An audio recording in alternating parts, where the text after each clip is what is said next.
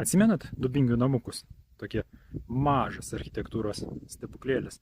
Tikrai yra ką pažiūrėti, daug nestandartinių sprendimų, net šypsausi. Eina, pažiūrėsim greitai.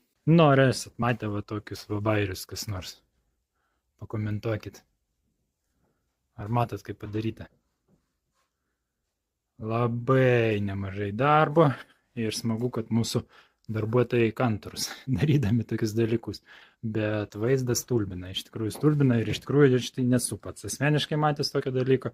Pakomentuokit, ar esat matę. Dabar apie pačią dailylentę. Dar kartą priminsiu, jūs pasižiūrėkit, kokio jinai grožio. O va čia kitos sienos juodas. Aišku, juoda man ne taip gražu, bet bendras vaizdas vis tiek labai įdomus. O pasižiūrėkit. Ir kontūros matosi, ir spalva ryškiai, ir tie penketukai į tarpus nudažyti. Tikrai labai įdomiai atrodo. Nestandartinis sprendimas, pakalimo priekis, skarda ir be lietaus sistemos. Iš vienos pusės praktiškai nesupus, iš kitos pusės viskas varvės ant būsimos terasos. Gerai, tai blogai, patys galvokit, bet sprendimas neeilinis ir nestandartinis. Šiandien man pasisekė ir aš patekau į šių namukų vidų. Dar darbuotojai buvo nespėję išvažiuoti. Apsižvalgykime, plotas nedidelis, pro namelio langą, matysis ežeras ir vėlgi būsima terasa.